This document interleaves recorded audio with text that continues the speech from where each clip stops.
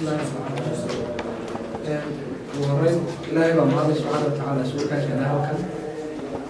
إنه نسورة جديد إن الماء قبضنا شركة كواد بدمياء شغالة مثل كذا organization أما أقول قدرية كا ضد كقبحنا كلنا وكل كواد سكوار كان مسؤولين تقود أوروبا يمسؤولين تا وصل رئيسة قبلة أوروبا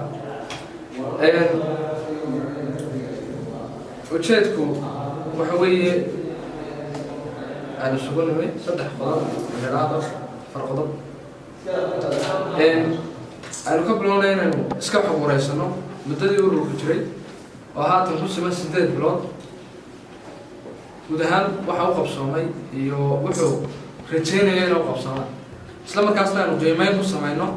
وحقبت كين إياها ولين هالك مريا وشكو وبا إننا نسمينا حورهم بوحة وكلا قادنا قبلتي كنا حقتها هي شقة يقبتين يسلوا قبتين يوحي عقبضاء كوريمي يسلنا عقبضها وقبل بعد هنا مركز لا ينقص مقدار إن سيدا كلام حجرا الشدود أو بلينا إنه الشدود سمعنا الله إنه قبلنا يا هنان كانوا قبلنا الله الناوضة شغالي ما دام إنه هل صعب أو كلية أما هل ونب معه إننا نسوا فجنا وأنا خلاص عنا لكن أنا وضع صعنا إن واحد كلام قدام بيا وشوفه قرشها أنا قلت لك الله بيشرب بركة سنة رمضان لهذا ما تعرف ما هي مقرسية إنه تذكاس إن بيشاس محيطه واحترم ما داموا كبيهامه قويه أما ولا هذا أما مع هذا أما السوق هذا السوق كله كنت رسالة عم تطلب سنة تالي وحرينها أي مرة نفط الرياش مثل كذا organization السوق القانونيين يبوا تورتوا رتان مسؤولية داس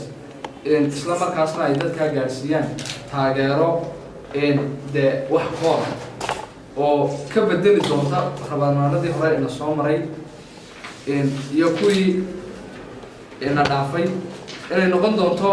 قبل هذا وروكش غيو أو يقول بالعرض هاي عاصمته إنه وحسك بدل الدونا وإنها بشدة كنا لنا في دونتو إن أروكو وهو قاطي شرعي يسمى بشي قابلتنا مرة بعض وحصاع شرط بشي لبعض أيها هذا تبقى صاع سبونستي شهادة ده أرومانيمو إن وحنا وقوة أساسية سفر شرعية لما كان واحد حياة كورنا عنده كهين إن مركز تنا كورهان أنا هو كان سنة هاي إن سيدا كلام بيقول برستين وحقبضية وقسم أيه قبل هذا وكتيره وكم بيقول بلارنا مشروعي وهرون نقطات كعجل قبحنا وكذا مركا سيدا كلام هو عينين كسمية سكول هذا شنطة قبل يقول كتيره أو أنا بقول بينا إني أرضيدا أما داير تكون شفتها بل إني كوان توبان oo ay ka koraan inay dadkaas dhibaateeyaan way qof dhibaataysan oo xanuunkaas qaba in hadana dib kale loogu sii daro inagama geeyaan sidoo kale waxay gelinteeda waxaan ku gaarsiinaa bulshada in dadkan fiiro gaara loo yeesho oo markaad aragto qof xanuunkaas qaba oo goob ku dareysan inay dareen gaar adiga ku dhaliso isla markaana kaaga duwanaadaan dadka kale si ay kugu sameeyaan si aan aayad markaan dhaafayso wada qalbigaaga maadaama ilaahay caafimaad ku siiyay garashadii xuskii aad leedahay ma ay dhex jiifsadeen daafadaha iyo goobaha qashinku uu yahay maxay tahay in qashin ku tuulan ama qashinku mushkil yahay way joogeen dadkaas oo kuma dayacnaadeen isla markaana goobaha wasaqda kuma dhex jireen haddii ay xuskoodii garaadkooda wanaagsanaa haystaan sidoo kale ilaahay bana ugu mahadnaqaynaa inaga inuu nasiiyay عفمات هذا يقرأت كان كقرأني إنه كل من هيك قاضي إنه نروح قبل قرأت كان السليم كأي نسيج لما أنت نهار قد شوكتا السبوع كان العاقل سما كان الرجل سما كان دان كلاش سنة سما كان واحد سفرات الأعداء أوجلينا قبل هذا السجاي مننا قرشيال أدقوا ديارنا شقة أدقوا ديارنا ما أنتوش معها إنه شقينا هل كان بتشوفنا وقف كستساك اللي حدي وصوت توصل وحوي مسؤولية يدرين ونسيه عقلنا السليم كافيو كاسن متلقى إن المدرك هو حقوق وعندنا شنطة صوص على لأن جودهانجي الصومالي لا إن كا جودهانجي الصومالي مكسرنا حالات عدة كان هذا كسرية دت كان عرك كم يسوون عن هو دول الذين ومواطنين على كحق كلهم قرن كحق كلهم برشة حق كلهم إنك حق كلهم قف كستو برشة الصومالي نكون الماتا dee waajib saaran weeyo roolkiisi bulshaa haaleen kama qayb qaadan ma aha inaynu cid ku canaanno dowlad ku canaanno hay'ad ku canaanno inagoo aan roolkeeni muwaadinimo buuxin markaan roolkeeni muwaadinimo maanta buuxino aynu gobolladii iyo guud ahaan goob kastay joogeen galno wixii awooddeena ka bata cid kasta waynu ku canaanan karnaa waynu kula gorgortami karnaa hadday dowlad tahay iyo hadday cid kasta oo hawshan u xil saaran tahayba waynu kula gorgortamaynaa wayna kula doodaynaa sidii aanu dadkan u heli lahaayeen taageero dheeri laakiin markayna inagu waxba qabanayno bannaanka fadhino dee inaad qof wax ku eedaysaa waxay liidnimo u tahay shakhsiyadda qof laakiin markaad wax qabato baahidii ogaato wixii aad tari karaysa tarto aad maal iyo muruq iyo maskax saddexdaba u hurto markaa cid kasta waad ciddii ka gaabsay hawshooda waad ku eedayn kartaa waanaad kula gorgortami kartaa baahida taalna waad u gudbin kartaa waxaynu ku talagalnay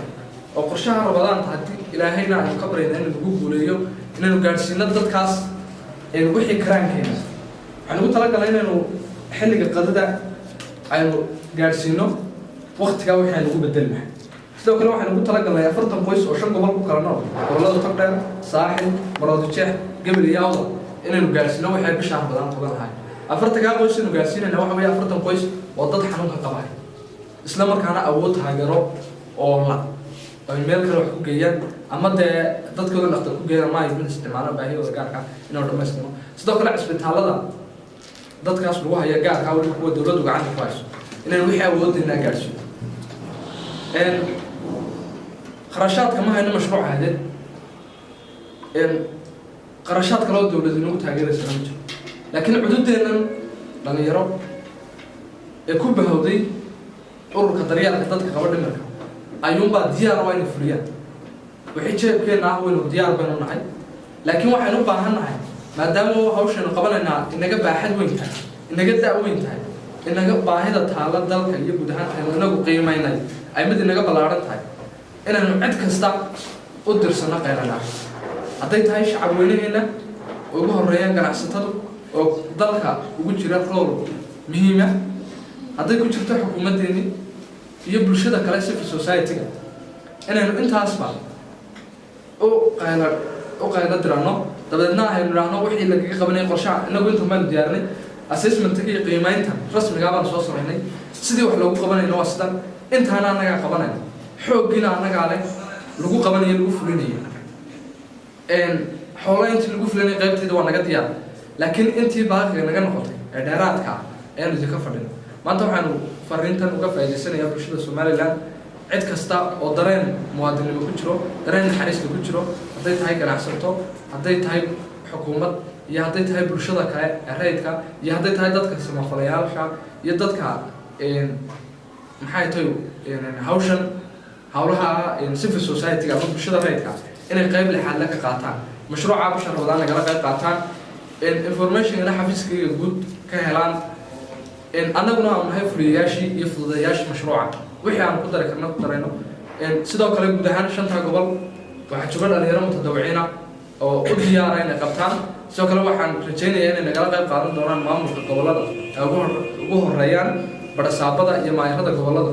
inay hawsha nagala qayb qaataan sidoo kale waxaan ogaadinaynaa wasaaradda caafimaadka oo inta karaankeeda u dadaasha waxaynu rajaynaynaa inay halkaas kasii horumariso laguna daro qorshaha qaranka dadkan xanuunka dhimirka qaba isbitaalada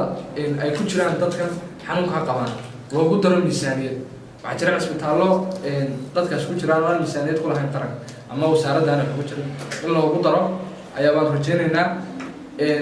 xaaladda dalkana si gaara loo qimo oo priority-ga la siiyo oo ay ku jirto dadkeena noogu jirto qarankeena noogu jirto si baahida dadkan meesha uga baxay waayo waa kuwa bulshada ugu nugul markaan ururka asaasayno waxaan ka fikirnay cid kasta oo bulshada ka mid ah hadlan karta marka laga reebo dadkan xanuunka qaba waayo iyagu xuma iyo sameyn ma kala karnay oo marfuuc qalab ilaahay baa ka dhaafay dambigoodii mas-uuliyadoodii waajibaadka ahay ayaa laga dhaafay marka waa dadka ugu jirecsan ee aan xuma iyo samatoona kala saari karayn waana dadka aan hadlan karin ee xaaladda ay ku jiraan kale waxaasaan u baahanay ama sidan baa mahana laga qabto ama tacadigan han laga daayo sababahan ugu asaasay ururkana waa sababahaas guul baan rajaynaya insha Allah tacaala dhammaantiin noo rajaynaya waxaan u mahadnaqayaa guddoomiyaasha gobollada ee ururka oo ah mishiinada gobolka u dhaqaajiya ururkan isla markaana wax ka bedelay xaaladii hore ee dadka gobolladaas ku nool waxaan rajaynayaa dadaalkooda iyo halka gaaray si laba laabaan insha Allah qorshayna guud iyo himilada iyo hadafkeena aynu kamera dhalino inahaas baan kusoo gabagabaynayaa dhammaantiin waa mahadsantiin. Assalaamu calaykum waraxmatullaahi wabarakaatuh.